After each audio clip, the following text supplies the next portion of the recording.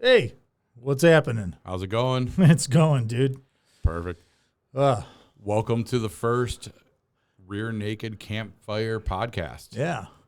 Inaugural. Episode 1. Episode uno. Uno momento. Anyways, so this has been a long time coming, dude.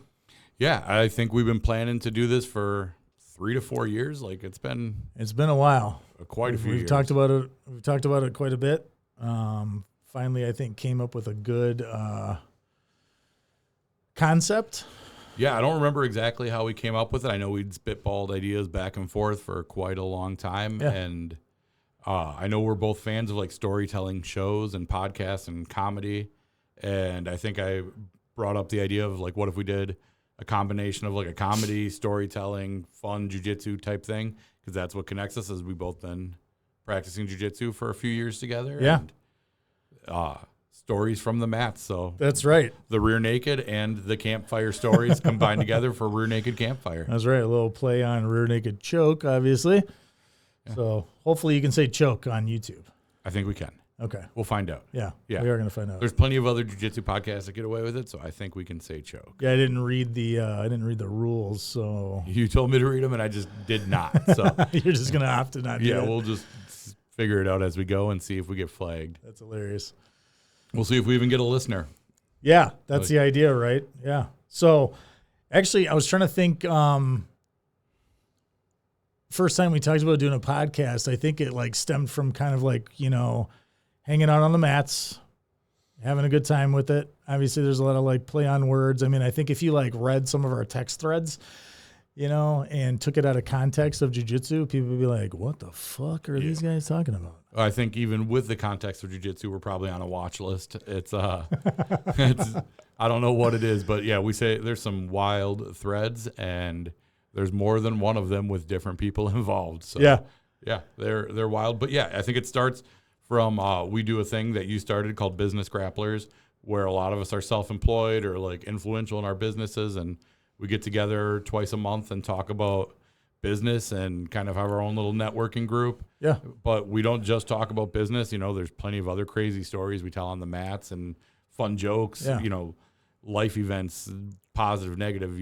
We've been with each other for some pretty heavy stuff that we've both gone through. Yeah. Well, I mean, there's, that was the idea. I mean, just dovetailing off of Business Grapplers. I mean, that was the idea for starting the organization, was, I come from before I was self-employed, I was employed at a firm, and I was active in community networking, professional organizations and whatnot. And when I started training jiu-jitsu back in 2020, late 2020, I think, the end of the year, so post-COVID to some extent, what I started to witness was people were would huddle off the mats and either talk about life, talk about work, talk about all this stuff. And obviously me being a solopreneur, having my own business, started to think, well, how could we like formalize this and like help each other? Because sometimes as a solo practitioner, solopreneur, or even entrepreneur to some extent, because, maybe you don't have that alignability or that relationship with your staff, and maybe you probably shouldn't as the business owner, you kind of feel like you're on an island to some extent. And I was like, well, let's bring like-minded individuals. And the one thing that binds us together is jiu-jitsu, but a lot of what goes on in that room is talking about life, talking about work, and then obviously that kind of dovetailed into this podcast because there's the funny aspect of it too, or looking at things from a humorous standpoint. And I think we both like comedy and talking shit and telling jokes and making fun out of everything. Yeah. And it's all on the table. We talk about, just me being self-employed. Now, that wasn't the case when we met. I had a regular 9 to 5. Yeah. And I'd gone through a couple of jobs within like a 2-year period. And you don't get along well with bosses. Yeah, I remember you saying like, hey, maybe it's time for you to not have a boss anymore. And it's time for you to be your own boss. Yeah, and you were right. I got tired of hearing moron 20-year-olds tell me what I was doing that had been doing it for 20 years. That guy's the best. Yeah. You talk about. He was an idiot. And one of our friends from jiu-jitsu came to work with me there, and he got to witness firsthand the indignancy I had towards these young kid managers that drove me nuts. Yeah. So, like just those stories on and off the mats were hilarious for me to come in talking about whatever was going on there. And then me starting my own business almost 2 years ago. And like it's been a year and a half in business about, which is crazy to think about, and seeing the growth there, and knowing that I can sustain my family off of something that you guys kind of coached me into doing. I know you do now, but you remember we met like at that veneration tournament. Yeah. Yep. Yeah. Was that down in Kenosha or Pleasant Prairie? I don't Racine, Kenosha area. Yeah. I'm not exactly sure. About 30, 40 minutes south of where we both live. Yeah. And our coach was what at the time would have been your main coach. I was going to a different set of classes, so I had a different main coach at the time. Yeah, I mean, I still had a blend between the two. I would say the same. Like, you probably had like more of like a 60-40 with Nick as your main, and I had a 60-40 with Nick as like the minor of my coaching. Yeah. And then that slowly shifted over the years. Yeah, and Nick took it down, won the axe. He had the EBI overtime rules. Mm-hmm. Where you take the back or whatever. Yeah, yes. So, yeah, he had a really tough back and forth match. Yeah, it went back and forth in overtime a couple of times. And then it came down to they reset 2 or 3 times before they actually had a finish. Came down to the fastest, right? Was it? Yeah. Ooh. No, I think it was Nick was able to accomplish and he was not. Yeah. I think is what happened. I remember actually I was sitting next to Megan and Brittany. It was Megan right next to me, Brittany just to the left of her. And Brittany was like, "Oh, hey, James, there's this new guy that started training. His name's Mike. He's a big guy like you. You're going to love it. You're going to have somebody comparable, in size." And, we weren't that, we're only like, maybe a couple of years apart in skill level at this point. Well, because you had taken some breaks. I had started at a different gym and then moved to ours. I didn't have any stripes or like any accolades from the other gym, but moved over from another gym that was more of like an MMA competitive gym. Yeah. And then we both wrestled. And that might have been that veneration thing might have been my first like competition that I went to go see, because before, when I first started training for the first like year and a half before I took like a 7-month hiatus as like I was still employed while starting my company.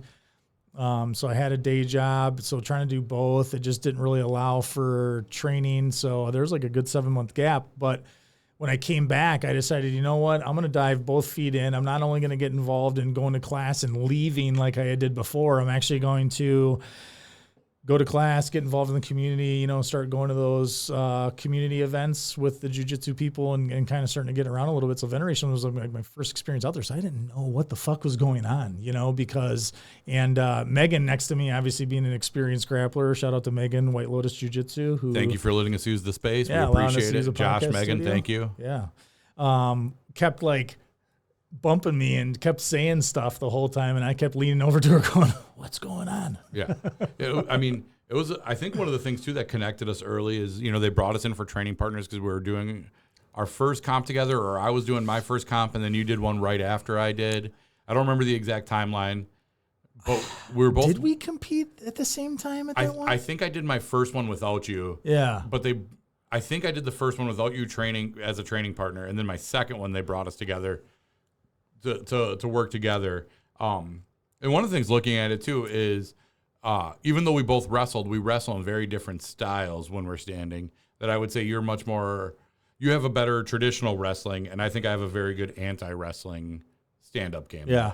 A lot more sprawl and like waiting for them to shoot. You're like the white guy on the basketball court. You're better at defense. Yeah, probably. I would say you can go hard in the paint. Yeah, but I think it works well that like both. I think it's benefited both of us that your takedown offenses got better because of my takedown defense, and my takedown defense has gotten better from your offense, and it just pushes us to be better at the things we're already good at. And that's the idea, right? Iron sharpens iron. We all help one another on the mats. We can't grow without each other. Yeah. Speaking of takedown offense, I found a new takedown that I really like. I'm going to show you after this. Okay. Is it called a guard pull? I like those as well. Or a bottom pull? Is that no? It's cool. It's a Russian tie into a trip. Ooh, nice. Yeah, I do like the Russian tie. It was something we kind of learned in a self-defense class that I was like, well, self-defense is bullshit. I don't really like that. But I modified it a little bit, and I found a really nice trip takedown-ish thing from it that I'll have to show you. Yeah, Dove, just kind of rabbit trailing a little bit on Russian ties. I mean, Russian ties are kind of like arm drag adjacent to some extent. I would agree. I just saw a great video on John Danaher talking about arm drags. He's saying arm drags are probably one of the greatest offensive moves in jiu-jitsu that provide minimal risk and maximal gain. And, you know, that guy knows everything.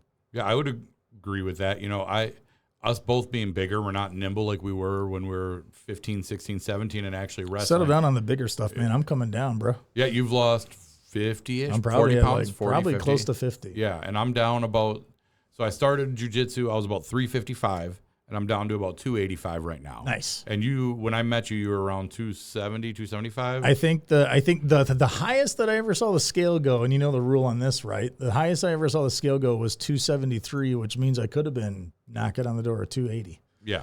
You know, and I just finished a 36-hour fast. So we did a fast from Sunday night dinner till this morning breakfast. Did you drink any milk on your fast? There was no milk fast, 2%. That's Mike's nickname, by the way. That's funny. So Mike messaged Nick one day, or they were talking about how he's like, you know what I do during the fast when I get hungry? I just drink a big glass of milk and then I'm good. And it's like, bruh, that's not fasting. You just had a meal. It's liquid, and I didn't realize that a glass of milk was like 250 calories. Yeah, it's clear, non-caloric liquids. Yeah. So my bad. No more milk fasting for me. That's so funny, dude. That's called fatting, not fasting. It worked. Yeah. It did it? Yeah. No, yeah. So I started the fast at 225.8, and this morning I was 221.8. Now, obviously, after a fast, like you're not going to net the entire 4-pound loss, because you know the science behind fasting. When you enter into the ketogenic status, your kidneys tend to start processing a lot more saline and liquids. So you tend to get a little dehydrated. So you got to make sure that you're hydrating. You know, staying up with some. You know, what do they call it? Those packets that we use for the liquid hydration IVs or whatever. Yeah, what's in there that what do they call that stuff? I mean, I know there was a lot of sodium in them. Fucking science. I'm not a scientist. Yeah, I don't know. I just drink the shit. Yeah, there's a rabbit hole. It's probably cancer causing. Yeah, we'll get into the milk fast stories later. Those are some fun ones. But I mean, that's kind of the point of this podcast, is that we can get different people to write in, whether it's people we know. So this story that we had today, we had somebody write in that's a friend of ours that we were both actually there to witness the story. So that was kind of cool. Yeah, it's good. Yeah, the idea is that we want to encourage grapplers to send in their stories, and it can be a story of, you know, how they began jiu-jitsu, or trials and tribulations throughout training, or a good competition story, or just general stories about life as a grappler. Because I mean, you know, our family sacrificed a lot for us to be on the mats. I mean, unless you have a family that trains together, which you do benefit from. Yeah.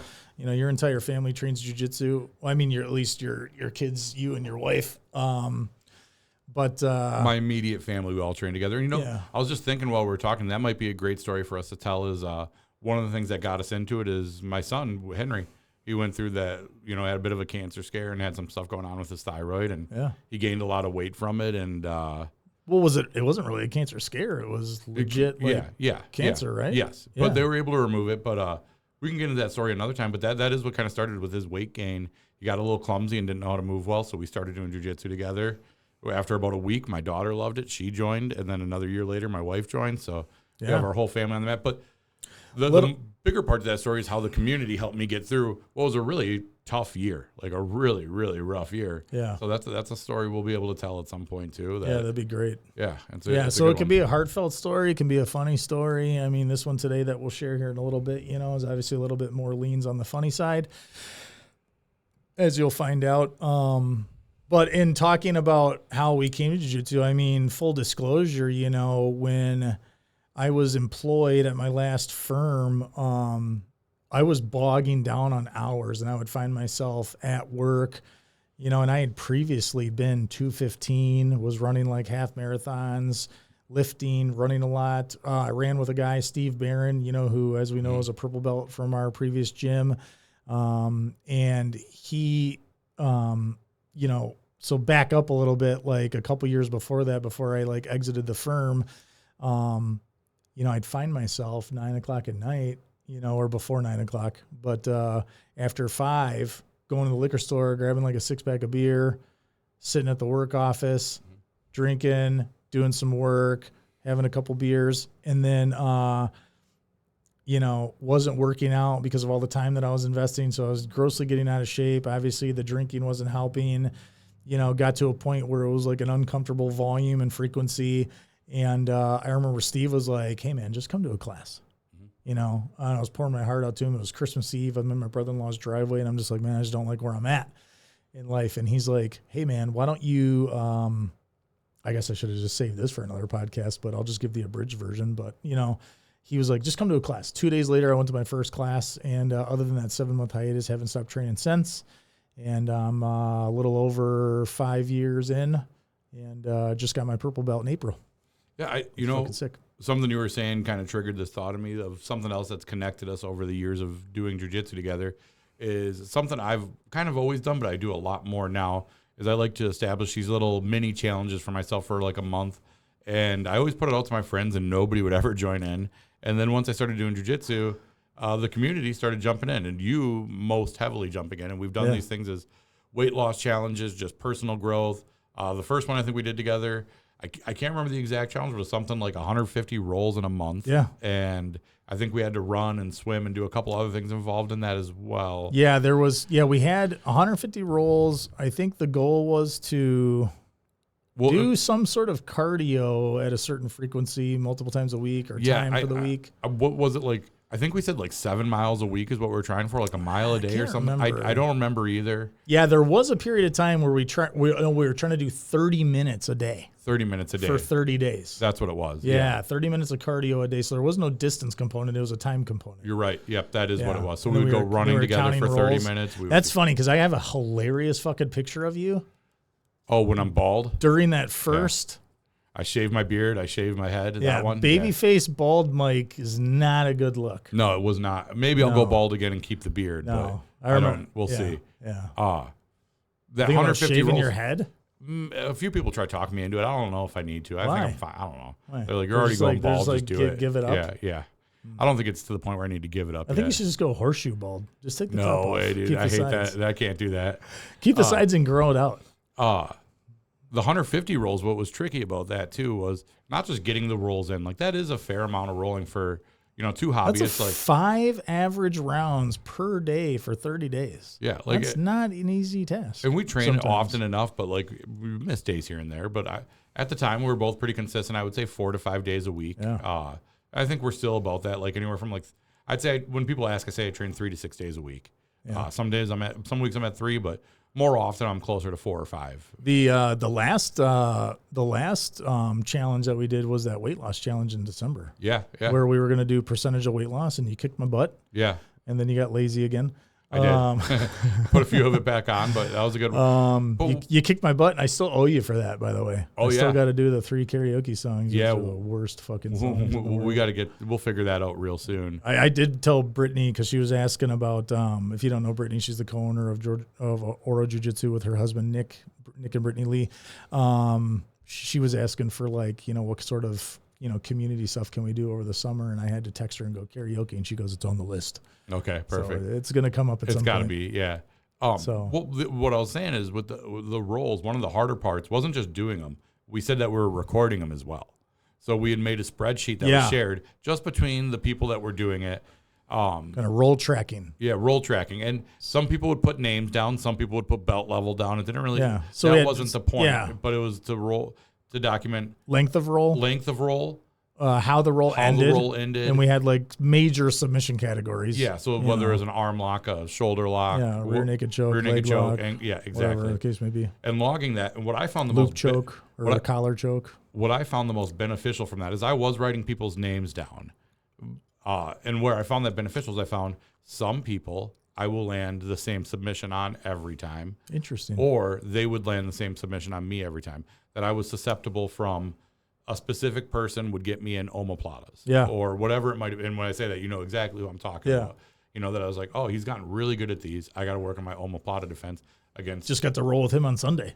Yeah. With the old man jiu-jitsu. Yeah, it's been a couple. It's probably been a few weeks since I've rolled with them. Yeah. We went through a recent gym split and missed some of our friends, but he was always one of me and him started pretty within a few months of each other. Yeah. And he's always been one of my top training partners.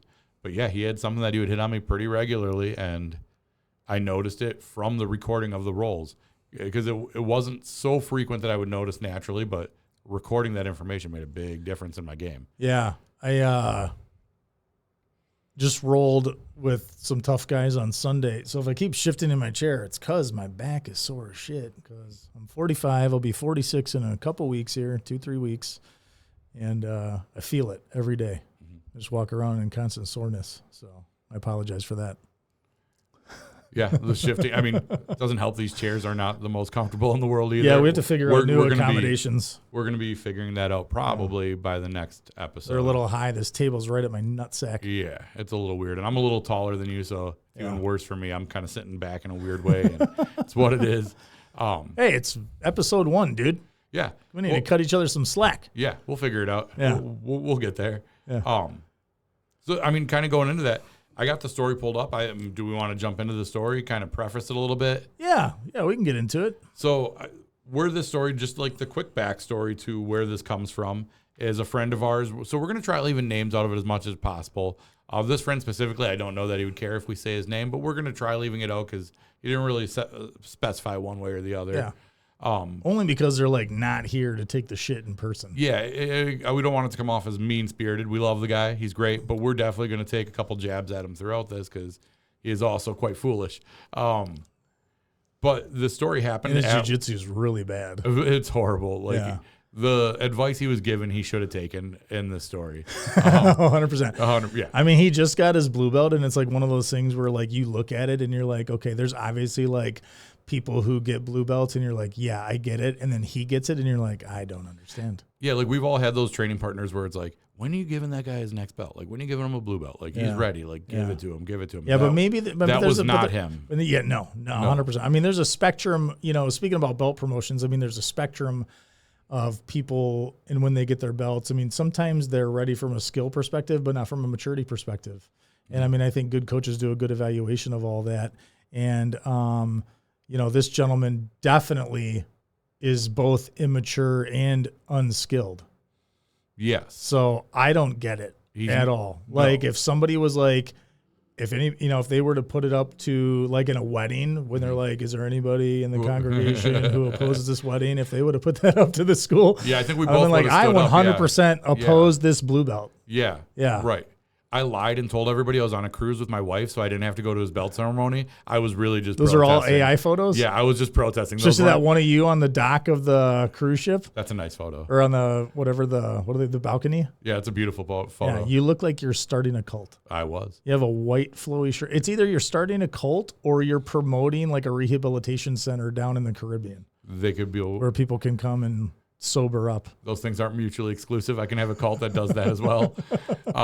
So no, I wasn't on that cruise. I just boycotted and AI'd a bunch of photos of me being on a cruise. Like he didn't deserve it, so I lied. That's awesome. Yeah. I love it. I told him my son at a track meet that he was progressing toward nationals. So yeah, it was like we didn't need to be there. Yeah. It was like why be there? We can protest things. Yeah, no, it's completely silly. Yeah, it's our First Amendment right. Is it First Amendment? Well, we'll say it is. I don't know. I don't know I don't know past 2. Yeah. We'll say it's the first. We're going to give it the first. Yeah. What's the amendment of illegal search and seizure? 11. You're afraid you knew that one because we were leaving Walmart in the Dells and they wanted to check our cart and you're like, fuck that. I told the person to fuck off. Civil rights. So you don't have the right. You're not searching my cart. I already own this shit. Yeah. That's funny. I do get indignant a little bit. Yeah. Unnecessarily. Just fighting some poor person that's paid like $12 an hour to like highlight a receipt as you're leaving Walmart. I wasn't that mean to them. They just asked me to stop and I kept walking and might have told them to fuck off. I don't know. Like we have a fucking flat screen TV hidden underneath all of our hunting weekend groceries. Under the 30 pounds of salami sausage that we have, there's a flat screen TV hiding there. That's another thing that's come out of jiu-jitsu too, man, is that we have a group of us that, get together and go hunting. That group has expanded over the last couple of years. Yeah, that's something I talk about that has probably been one of the most rewarding things to me. Is I am a huge outdoorsman. I love hunting. I love fishing. I have a lot of people calling yourself an outdoorsman. What are you, Steve Ranella, dude? I've read all his books. That doesn't mean anything. I read a lot of books about pirates. Doesn't make me one. I'm not Jack Sparrow. Who put you on a spot to shoot your first deer? You did. That's right. Who gutted your first deer for you? You did. That's right. First and second. There we go. Oh wait, no. Well, yours and not my second deer. Lucas's. Your son's second. My son's. But I found that extremely rewarding. I love being outdoors. I love hunting and fishing, and I've gotten James and his son both their first deer. Yeah. So like that's a huge thing to me to get Fucking like new hunters out there. Lucas is wild, dude. We had 2 new people that have never been hunting before with us last year. Is that true? We had at least one. One for sure. One for sure. One questionable, I think. Oh, who won't? Oh, you know what? One that had never hunted Wisconsin before. Maybe that's a better. Yeah. Yeah, but a little bit different. Next, but what's great is I've only ever hunted Wisconsin and Georgia. Yeah, and so the first year as you came with me, you and your son came with me. The next year we had a few more that tagged along, and now I've literally have a list of like 15 people that have reached out privately and asked me to take them hunting. Yeah, not all of you can come. And it's like, hey, I just don't have the space for all of you. But I have like 3 cabins. One of the guys that came is moving back to his hometown, so we have a spot that opened up. So I'll be finding somebody that wants to come. And talk is cheap. A lot of people say they want to. I do make people put in the effort of like at least taking hunter safety and doing those minimum things if they want to come along. Getting a license. That was the second person that was going to come, and he never took the safety or got a Oh, license. yeah. Yeah. So talking shit the whole time. We had somebody else fill in his spot because it got close and he hadn't done those things yet. Yeah. He was never going to come. Yeah. And, I love doing that. We got a little bit off track there, but that's another thing that's really come out of this is the hunting trips that we take. Every year, come November, we know there's going to be 6 or 7 of us at the camp. Well, this guy that we're telling the story about is an avid bow hunter. Yeah, he loves bow hunting. For reasons that we won't disclose. Yeah, that's funny. I wanted to say it, and I left it alone. But yeah, he loves bow hunting. I talked to him. He actually gave my son one of like his first real bow. Oh, yeah, that's right. So like this guy is a great guy. He'll give you the shirt off his back if I'm stranded in the middle of the night, my car breaks down. He is the guy that I probably would call because I know he'd come pick 100%. me up. Yeah, So, this like, guy, you call him late at night and you're like, hey, man, we got to go hurt some people. And he's going to like Jeremy Renner it from the town and be like, whose car we taking? Why does everybody bring up that movie and that line? Because that movie is the shit when you talk about that sort of situation. It's so unrealistic and gay. It's like, hey, man, we got to go kill some people. It's like, no, we don't need to go to jail. Like, we could just like not do that and report. I don't think they killed anybody in that scene. I think they just beat the fuck out of them. Whatever. Everybody, hey, let's go beat up some guys. It's like, how about we stay out of jail and just like do something else? Like, there's other ways to. You're not looking for an excuse to use your jiu-jitsu on the streets, man? Oh no, I am always looking for that, but I don't want to instigate it. Yeah, I shouldn't say that. I do instigate problems quite a bit, but you definitely lean into it. Oh yeah, yeah. I'll run my mouth. Maybe unnecessarily at times. I'll run my mouth a few extra times before things get de-escalated. That's funny. Yeah. So, but yeah, this guy give us the shirt off his back. He's a great dude, but we got some.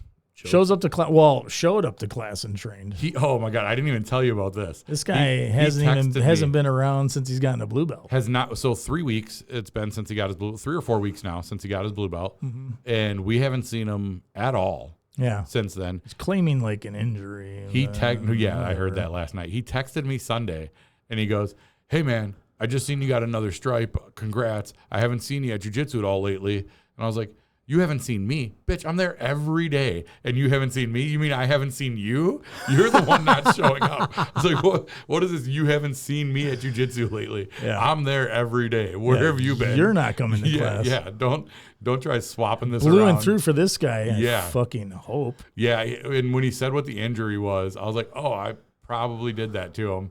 And Brittany said, no, I think it was me. Like, being that she thinks it would have been her. So we found out that he's just really prone to Kimuras and sucks at defending them because we both did it to him and think we might have hurt him. Well, stop eating submissions. Yeah, guys. stop. Like, fucking tap. My elbow's still a little fucked up, and we'll leave that alone. That's what that's for. Yeah, that's what that's for. It's okay to tap. I think especially to pressure. When to tap? It's never okay to tap to pressure.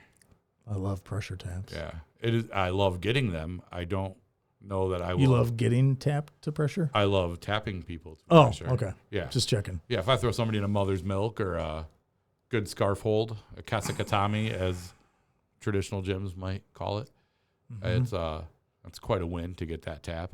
Yeah. Just from the pressure. Especially against a skilled opponent. Yeah. Or, training partner. Yeah, if you got somebody that's another big guy and you're holding them down and you're able to get that pressure tap, it feels good. It means your positioning's well. You're not just outsizing them, because to really to get a pressure tap properly, it's not just a size thing. It is a technique thing. Knowing where to put your body and not getting swept out of that is a win in itself. Well, let's get into it. Let's start reading the story that this poor soul decided to volunteer first and foremost, and we'll. Yeah. So setting the stage on the story of where it took place, it was actually at the gym that we're at right now filming this. It's not our regular gym, but a really good friend of ours does semi-annual camps where he brings in 5 or 6 instructors from all over, maybe more. It's like 9, I think. Like 9 instructors. Well, no, you might be right. It might be like 5 or 6, and they might each teach. I think they each get 2. Yeah, they each get 2 classes over the course. So it'll be like a 4-day camp. We do yoga in the morning. Alan's yoga is the shit. Yoga in the morning. In the winter one, we do a cold plunge, and then we shout out to our Canadian expatriate Alan. What's up, Alan? At Karma Jiu-Jitsu. Also has a location in Colorado now. Yes, yeah. But so we're at this camp and bring up 5 or 6 different instructors. We have great instructors from all over the world. One of them was a former 1FC champion. Like, we had some really great people there to do some jiu-jitsu seminars. I mean, some pro jiu-jitsu.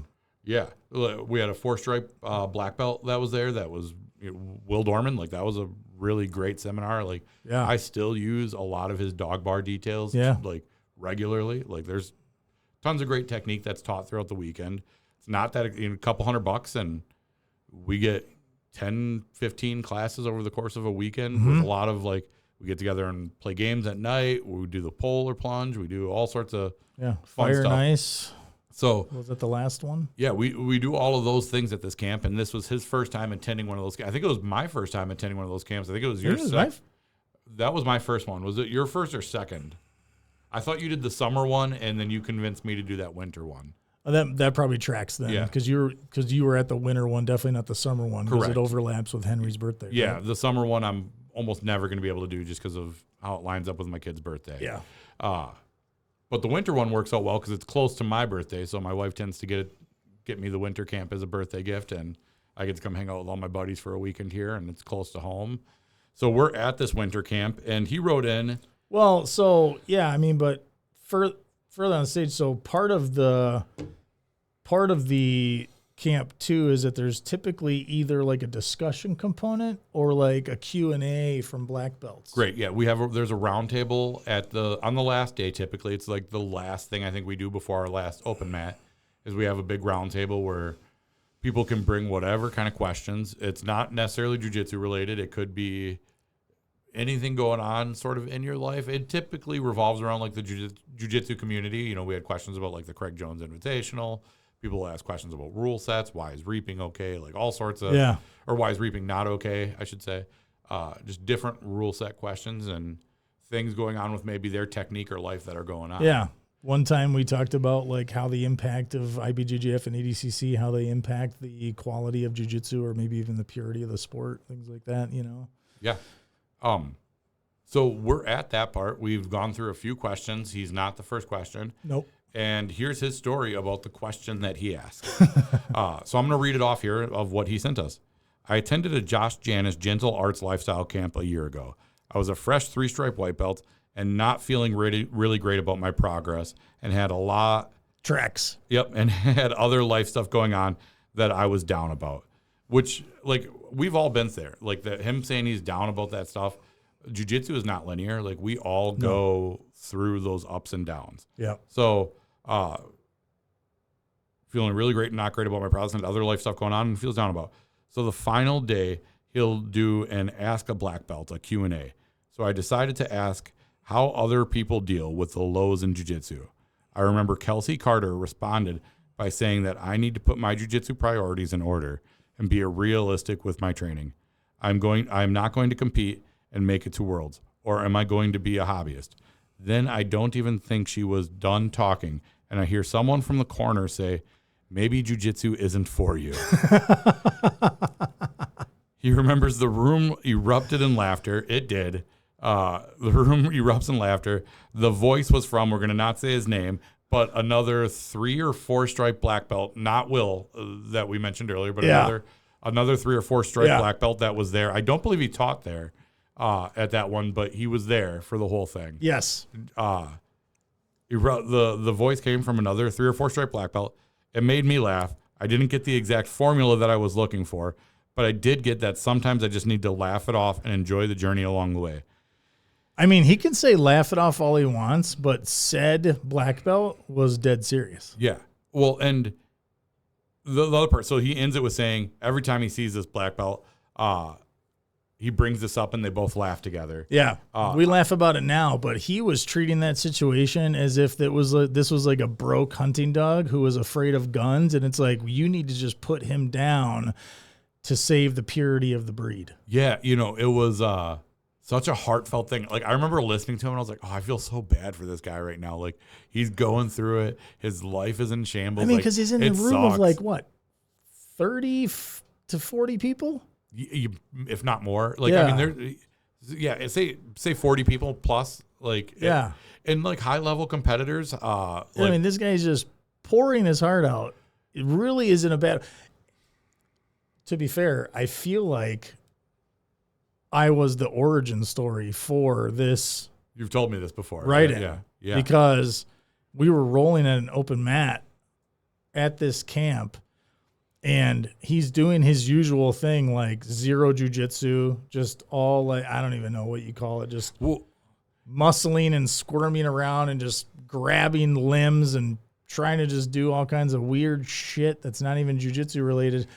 I mean, and I had him in half guard, and then he grabs my head, just my head, and has it like in a headlock as tight as he can, and he's just trying to squeeze like around like my skull, which was uncomfortable but not unbearable. Obviously I didn't want to like be there for forever. And in the middle of that roll, all of a sudden when he got there, so I have him locked up in half guard. He's got my head in a headlock, and he goes, "Got it." And I go, "Got what, dude? What do you have?" Okay. I was like, "What exactly?" I was like, "Just stop. Stop right here." I was like, "Dude, you're doing it again. We're not doing it." And I actually got frustrated. Mm-hmm. I just got frustrated. I've seen you get in these moments where you lose it a little bit, and it's hilarious. I encourage that quite often. Oh yeah, you like to pour gas on it for sure. And part of the thing with him is we've all had these scenarios with him where he thinks he's doing well, and it's like, what the fuck are you doing right now? Like, he works out quite a bit, but he's not strong. It's interesting because he walks around with like invisible lat syndrome, and his arms are always out, and he's just like, he can't put his arms down. I don't even think he can straighten his elbows. I don't think he's like a T-Rex. Like, it's just stuck there. Like, elbows home, but actually, geez, he takes it to a whole nother level. Now that you mentioned it, isn't that one of the signs of autism when people just walk like the T-Rex arms? I think that is. I think it's a sign of like a stroke. Maybe. I don't know. He's old enough, definitely, to have had a stroke or two. I thought it was a sign of some sort of like autism. Well, autism would indicate that he might actually be good at jiu-jitsu. Or good at something. Yeah. And he's not. Not at either. No. He's not good at anything or jiu-jitsu. No. Yeah. So I don't know what that is, but I mean, he taps pretty easy. I mean, we can all tap him. Yeah. Like it's not a fun thing to do anymore. Right. He only rolls with the women, which is kind of strange. Like that's. He's not getting better from it, but I think he thinks maybe he can outmuscle them, but even they seem to beat him. So. Yeah, the conversation so he was encouraged to like learn how to roll light, and he feels like he never can when he goes against a male competitor. Like, because he has that in his mind, and we've talked about this because you went through a little bit of a period of like a little dip where you were a little bit down. You're like, I just don't feel like I'm progressing. I'm stalled a little bit. It was maybe one of those plateaus, not necessarily like, I don't think there's a regression necessarily in jiu-jitsu, but there can definitely be like a flat period of time where you're not experiencing any evolutions or any kind of gains like that. And you went through that, and I had to encourage you. I was like, well, stop rolling to win. Yeah. And start exploring. And I think with this guy in particular, like whenever he goes against male competitors, he, for whatever it in his mind, he's always rolling to win. I mean, geez, he almost got in a fight at an in-house tournament. Yeah, against the nicest Christian family dad. Yeah. We all know. Yeah. And he got mad about something that happened that was totally legal as far as I remember. and he started talking about gouging out his eyes. And in the Discord. In a Discord. In a public forum It was for like all of our it was like a members. pseudo threat of assault on this guy's person. Yeah. Because he can't control his emotions. Yeah. Because he got beat. Because he got beat. That's at the end of the day. That's what it was. We shouldn't say he got beat. He got handled. Oh, easily. Yeah. Easily. He didn't just get beat. He got worked. Easily. He just worked. Yeah. I wish we could really like convey like the whole situation of that story, because it's just so funny where you're trying to look for like some honest advice. He starts getting some from, a high level grappler in the jiu-jitsu community. And from the darkness. A professional. Maybe jiu-jitsu's not for you. Maybe jiu-jitsu's not for you. Oh, man, that's brutal. It's got to sting. But then he's going to watch this and hear us say, that guy was right. Maybe it tracks. It's not for him. You should quit. 100%. I think he might have already. Well, he hasn't been back to class. We haven't seen him. He got his blue blue and belt. through for this guy. Yeah. Fingers crossed. Yeah, right. We won't have to suffer through it anymore. Yeah. I mean, he's not making you better. He's not making me better. No. He's not making himself better. No. So why be there? Yeah, Really, exactly. I mean, look, said black belt who said maybe jiu-jitsu's not for you. That's an interesting concept, because is it for everybody? Yeah, we talked about this not long ago, and I tend to lean more towards... We talked about it last night at class. You weren't there. I was at a different gym. Yep. I train at 2 gyms now. Fresh Coast Jiu-Jitsu, shout out. I tend to lean towards it is for anybody and everybody. I think it's open to everybody. Now, will everybody benefit from it? That's a different thing. But is it open to everybody? I think so. Yeah. Okay. So that is the funnel that we ended up in, was that, look, man, jiu-jitsu isn't going to be for everybody, but through the culture in the community that is created from jiu-jitsu, it should be available to everybody. Yeah. You shouldn't walk into a gym and feel like there's so much ego posturing that you're uncomfortable being there. It should be a welcoming environment.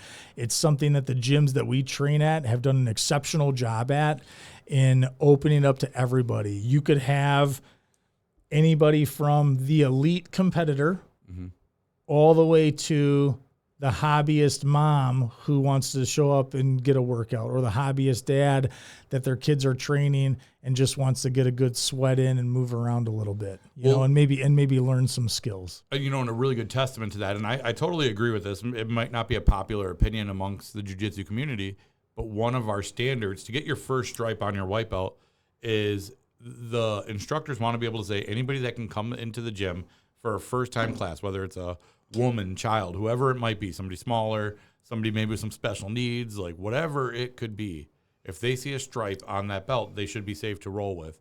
And I think that's a great litmus, that they learn to not just be barging forward all the time, and they can use some technique and slow it down and pace themselves. And I think that's a tough lesson to learn, because we've seen people take forever to get a one stripe on their white belt, because they do not know how to chill it out. Yep. And their technique suffers from it too. Well, there's the risk of them hurting other people, hurting themselves, and that's really where you're trying to look at is a sense of like calmness and control under stress. Yeah, is what they're really looking for. And understanding, which this guy who wrote the story, it does not get that. Well, if you stress him out, he's not calm. No. Not even a little bit. Yeah. He looks like he's going to have an aneurysm. All the time, dude. Like veins coming out of the forehead. Like a cartoon character. Yeah. Yeah. Changes colors. Right. His eyes pop like he's from Roger Rabbit, just like coming out of his face. Veins throbbing, like just pulsing on his forehead. We see it. Yeah. It's a problem. Yeah. And I don't know how he even got past his first stripe because of that. And Les get a blue belt. Yeah, right. Right. It doesn't make sense. Which is an interesting thing, because, we were talking about this before about how people get promoted and when people are ready, and some people from a skill perspective might be ready for their blue belt, but from a maturity perspective aren't. And the reason that I was bringing up the maturity standpoint is it's not necessarily, I think it does play a factor, maturity as a behavioral characteristic, but also maturity on the mats. Think about, if you're just trying to go 100 with everybody, your skill set might be all there. You might foundationally understand what it takes at our schools to get a blue belt, because we take a blue belt test. It's the only test we have, and it's scored on a fundamentals curriculum that I believe stems from the Pedro Sauer Association. So it's not something that was, self-created, but created by an organization that kind of like oversees, to some extent, the promotionability of all of our grapplers. Yeah, I've heard people beg on the blue belt test, and I think it's a good thing to be able to at least demonstrate that you know the core basics. Yeah, well, some schools don't even let you roll till you get a blue belt, which is ridiculous too. Wild. That's the other side of it, right? I don't understand that at all. But I mean, to each their own. Maybe that's what somebody's looking for, and if that's what you're going for, go for it. Yeah, but if you're out there and you're listening and you're wondering why I haven't got my blue belt, I'm definitely out skilling everybody. It's how do you conduct yourselves on the mat? Because I remember one of the evolutions that I experienced was when I started becoming aware of not only my movement on the mats, but also the movement of my training partner and their safety. Because you can easily throw something on, and if they decide to respond in a certain way, they could injure themselves because you have a good lock on something, and being able to let that go. And that's that whole concept of like not rolling to win. I'm not just going to hold on to a submission because I want it so bad. I'll tell white belts sometimes because they'll get a Kimura when you're trying to pass guard or whatever, and they'll just hold on to it. And I'm like, I can defend this all day. Yeah. And then eventually if I reverse the submission and sub them, sometimes the comment that I'll have to them is, you wanted it too bad. Yeah. Well, you wanted it too much. Having that self-control is huge. Like, I mean, a great example is like, you shouldn't be grabbing like toe holds and breaking some woman's ankle that's half your body size. Like that, would demonstrate that maybe you're not ready for that next belt. I feel attacked, bro. I don't know what you're talking about. Yeah. But she should have tapped. We've all been in, having a blue belt to me can mean a lot of different things. But to me, one of them is the safety of anybody to be able to come and approach you for a role and be able to do that. I just finished reading John Danaher's book. I think it's called the Danaher Diaries. I think it was called. I just finished going through that, and one of the things that he talks about is that he's not only teaching his students, but he's also teaching his students to teach. And I think that is, at least to me, something that's important at a blue belt level, is that you should be able to convey simple messages of the fundamentals of jiu-jitsu to your training partners. So a lot of times for us, we will, like during class, especially fundamentals class, if there's a new guy, I know you and I both will target to that new guy to help walk them through their first class to make sure that they're getting something out of it and they're not getting beat up by another new guy that's like, hey, I've been doing this for 3 months. I finally got a target. Yeah. So I think there's a level of that with the belts that come along too. And that stems right back to, what is he going to teach us? Yeah. Like the person whose story this is not, I don't know that he could teach us. He's taught me that he's an idiot. Yeah. I mean, he makes a goblin juice that he refuses to take any kind of instruction or direction. Yeah. I mean, maybe he could teach us how to survive a 24-hour aneurysm. I don't know. Like, he's just walking around stressed as hell the whole time. Like, yeah, maybe he teaches us that. Yeah, there definitely is like a spectrum, right? Of like, and I'm not a huge fan of like unsolicited coaching, So like if I'm training with somebody, I'm not gonna like point out something until we've developed like a relationship. Yeah, if it's somebody I've never met, I probably am less likely to do that. If we've developed a relationship and I see them do the same stupid shit over and over and over and over and over again, and they're not learning from it, I'm going to be like, hey, mental note, hey, just in case you want to know, like, I enjoy the opportunity.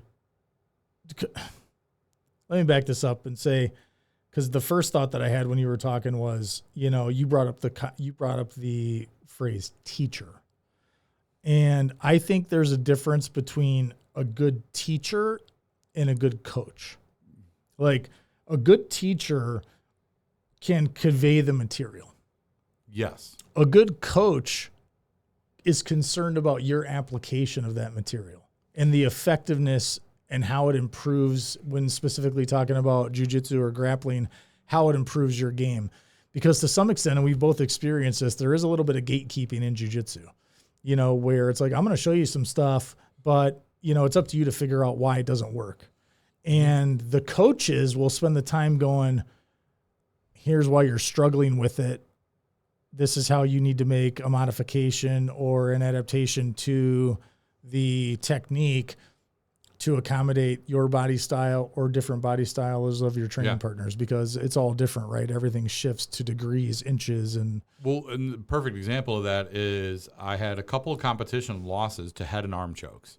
And I was like, oh, my head and arm defense is not what it needs to be. I knew how to defend a head and arm. I've been taught that before, but I'd never been coached through it. So our coach, Nick, the next couple of weeks, all we did is we started, him put me in mount, started the head and arm process, the procedure of how you would get a head and arm, and I would fight through it. And can I still get caught by a head and arm? Of course. Like, there's people that are still good enough to get me at it. But my defense to it has gotten much better, where it's pretty rare that I get caught in those now. Difference between teacher and coach. Nick is a great coach. He's a great coach. And I've leaned on Nick a lot. Nick is my primary corner man at all my competitions. You know, and I've worked with him, spent a lot of time doing privates with him. He's very generous with his time and is very concerned about spreading the message of jiu-jitsu and sharing his knowledge, and very appreciative of that. Yeah. And me personally, I try to take a page out of his book when it comes to that. I don't know if I'll ever own a gym. I don't know if I have the aspiration to do that, but I do love teaching and coaching. I teach a class already. I teach a couple of classes already. I teach. Yeah, sometimes you coach too much and you should just shut the fuck up. Yeah, probably. Yeah, honestly. Yeah, for sure. Like, do it. Yeah, just do it. Yeah, you should probably quit. Yeah, I probably should. But I do try, you know, when it comes to that aspect of teaching versus coaching, I understand that my body type is different than a lot of people's, and the way I do it might not work for them. So I focus a lot on fundamentals and on the application, the core essentials of what do you need for an arm lock versus here's all the steps to an arm lock. Yeah, when I started like looking at jiu-jitsu from like an overall arcing concept, that was another evolution in my progression towards where I'm at today. And I mean, obviously I have an infinity amount to learn. I still struggle with some white belts. You know, that's the spectrum of the belts. You know, they don't all stand alone. They overlap. It's not linear, you know, there's going to be some white belts that can tap black belts. Very few based on statistical data, you know, but that can happen. And we've seen it happen actually in our gym. Yeah, for sure. You know, and, you know, one of the things that I think is, as we're talking about this teaching and coaching aspect, one of the things that I think is progressed my jiu-jitsu knowledge and game the most is maybe 3 months ago or so, I was offered to take over a noon class that they said, hey, our gym is growing. Shameless plug. It is a plug. Come to my noon class. Ugh. God, I always make up a good excuse as to why somebody was picking up something off a marketplace yesterday. Yeah, well, it was a good class. It was a great class. Glad I missed it. But that class has forced me to look at jiu-jitsu in a different way of how not only can I do this move, but how can I teach this move effectively so that other people can do it. So that other people can do it. Yeah. So it's very much focusing on the concepts of it. And you get better by doing that. And I have felt myself get significantly better.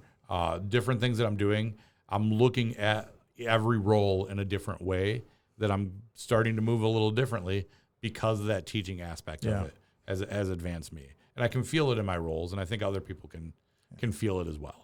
So bringing this full circle as we kind of get close, because I think we probably should wrap it up here. But you know who's never going to teach? If they ever let him teach a class. This asshole that wrote the story. If they let him teach a class, we should both come. And as a result, because you know, as a result, you know, because I'm going to lie about a cruise and never come to his class. Right.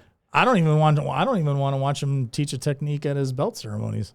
He's not gonna have another one. Yeah, no, there's Can't no just way. Give a guy a purple belt. Yeah. Fuck, dude. I'll quit. The only thing on him that's ever going to turn purple is his head from all of us choking him. Like, there's no. Yeah. So hey, buddy, we love you, but you know who you are, man, and you should just fucking take his advice and quit jiu-jitsu. Yeah, do us all a favor, but keep paying. support us. Yeah, still contribute financially. Support the gym. Yeah, and Keep if I paying. need like repairs done on my house or something, still show up. Yeah, like just keep doing all the things you're doing except for jiu-jitsu. Yeah, except for coming to class, which you're already not doing. I don't even think you need help with that. Yeah, I don't think we need to coach him to not come to class because he's already not. I mean, he's already a great practitioner of that. You think he's just afraid of us? It could be that. I don't know. He doesn't roll with you. He avoids you. He avoids me. He's afraid of me. I don't know. And I'm a pretty nice roll. Like I'm not a mean roll at all. No, you're not. I intentionally am a nice guard puller. What do you mean? You're like wrist lock, toe holds. Those are your favorite things. Lockdowns, all the mean shit. I don't see any of the things you just listed as mean. I'm not neck cranking. I'm not, doing anything illegal. Oh, dude. The neck cranks. I just, getting to the end of this, but there's a white belt at our gym right now. Oh, yeah. You know who I'm talking about. Yeah. He was at an open mat that I went to on Sunday. He was here for an open mat. And, he gets stuff. And it's like, if it was a competition, I would fight through it. But it's not a comp. I have a job that I have to do the next day. And he had he got to my back at one point and he put on a rear naked choke. And it was all jaw. And I'm like, all right, I'm just tapping. I'm not trying to break my jaw today. Could I have fought through that thing? Probably. But that wasn't the day or time to do it because I do have a real competition coming up in like 3 weeks. Sounds like you're giving an excuse that you just tapped to like a no-stripe white belt.